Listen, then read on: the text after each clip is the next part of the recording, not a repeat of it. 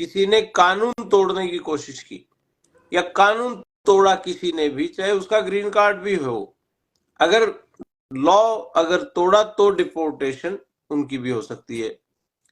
एक वो लोग डिपोर्ट हो सकते हैं जो अभी कैंप्स में हैं, डिटेंशन सेंटर में हैं, जो अभी अभी बॉर्डर पार करके आए थे, महीना 2 महीने पहले जेलों में पड़े हैं और उनका असाइलम केस शुरू नहीं हुआ है। एक नया जो एक्ट इन्होंने बनाया था, लेकिन राइली एक्ट, उसके तहत भी अगर कोई चोरी भी करता पकड़ा गया या कोई रोबरी का अटेम्प्ट हुआ, कुछ ऐसा हुआ, अभी कई शॉर्टकट तरीके ढूंढते हैं पैसे कमाने के और जल्दी से अमीर होने के, और उस ऐसे में कोई गलत काम कर दे, कोई फ्रॉड कर दे, तो ऐसे में उन लोगों के, चाहे वो ग्रीन कार्ड भी हो, उस दिशा में भी उनको बाहर भेज दिया जाएगा। डॉक्टर तो साहब, ये है, क्रिमिनल की बात आई है, कौन कौन से क्राइम इसमें इन्वॉल्व है? क्राइम तो एक तो आपने शराब का कोई भी बताया। है जो कानून को तोड़ने वाला व्यक्ति ही क्रिमिनल है, उसमें हर तरह के क्राइम है। जो डोंकी से गए हैं, उनका अभी केस पास हो गया, उनको कोई खतरा नहीं है या उनको भी खतरा ना अभी? उनको कोई खतरा नहीं, उनको खतरा तभी होगा अगर कोई कानून तोड़ेंगे। और लेकिन कानून, अभी डर का माहौल बनेगा डॉक्टर साहब है। वो डर का माहौल इसलिए बना हुआ है क्योंकि जागरूकता नहीं है, अवेयरनेस नहीं है, और कुछ लोग सोशल मीडिया के माध्यम से, या जिनको भाई मान लिया आपने मेरे को कोई बात कह दी, मैंने सुन ली, उसको तथ्यों को मैंने ना जांचा, ना परखा, ना वेरीफाई किया, और वही चीज को लेके मैं आगे लाइव आ गया। साहब राम राम। हाँ जी, राम राम जी, नमस्ते, सत श्री अकाल, आदाब, भारत माता की जय। और डॉक्टर साहब कैसे हो? बहुत बहुत बढ़िया हैं, आप सुनाओ कैसे हो? बढ़िया डॉक्टर साहब। डॉक्टर साहब, जो अमेरिका में मामला चला हुआ है डिपोर्ट का, बड़ा जी मामला है और डर का माहौल भी बने हुआ है, जो भी अपने भारत के लोग अमेरिका गए हुए हैं, जी। तो क्या मामला है डॉक्टर साहब? किन लोगों को डिपोर्ट कर रहे हैं? उन लोगों को डिपोर्ट कर रहे हैं, बिल्कुल सीधी सीधी बात जी बताऊंगा, उन लोगों को डिपोर्ट करें जिनके पास डॉक्यूमेंट्स नहीं है। डॉक्यूमेंट्स जी नहीं है का मतलब है कि जिनके पास एलियन नंबर नहीं है, जी और एलियन नंबर उन लोगों के पास नहीं होता जिन्होंने अपना कभी असाइलम केस लगाया ही नहीं।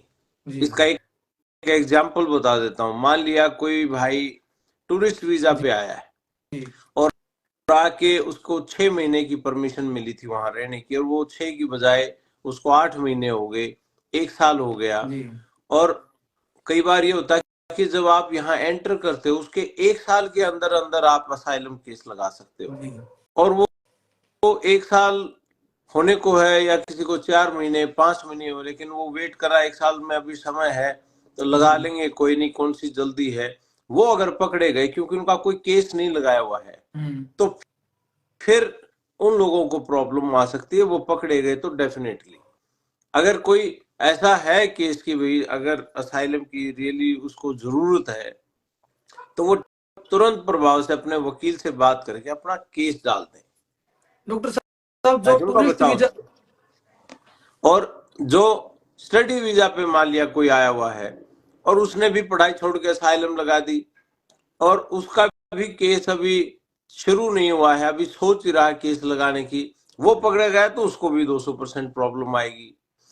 कोई भी व्यक्ति चाहे केस भी लगा हुआ हो, अगर किसी ने कानून तोड़ने की कोशिश की या कानून तोड़ा किसी ने भी, चाहे उसका ग्रीन कार्ड भी हो, अगर लॉ अगर तोड़ा तो डिपोर्टेशन उनकी भी हो सकती है।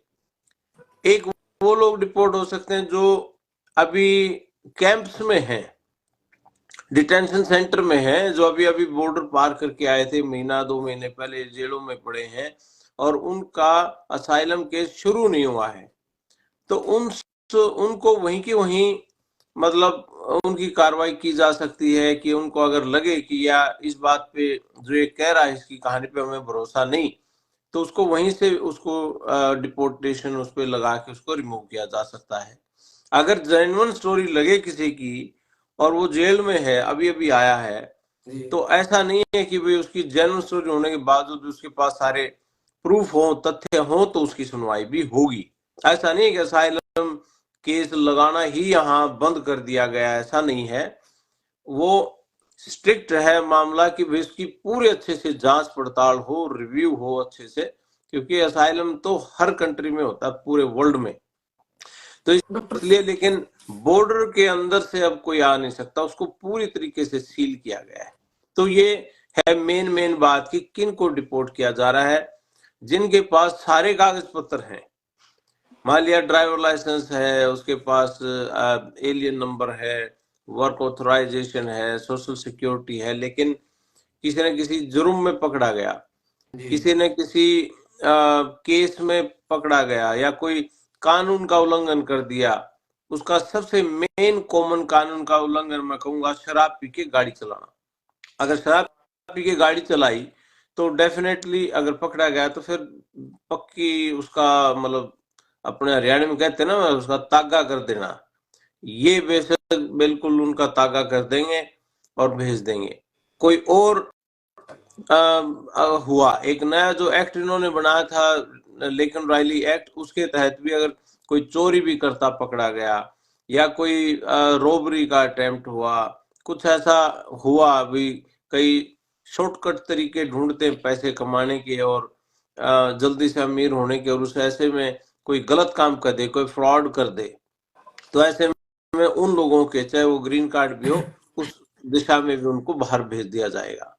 तो ये है। अदरवाइज जिनके पास डॉक्यूमेंट्स हैं, जिनके पास ए नंबर है, वो लोग, जिनके पास ए नंबर है और एलियन नंबर जिसको कहते हैं, लेकिन वर्क परमिट नहीं आया है, तो उनको अभी काम पे नहीं जाना चाहिए।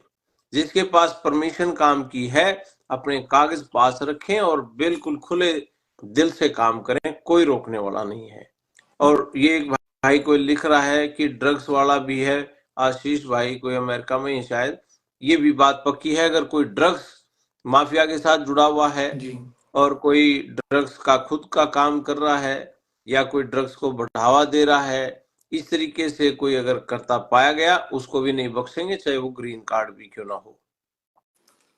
डॉक्टर साहब, ये है। क्रिमिनल की बात आई है, कौन कौन से क्राइम इसमें इन्वॉल्व है? क्राइम तो एक तो आपने शराब कोई का भी बताया। है, जो कानून को तोड़ने वाला व्यक्ति ही क्रिमिनल है।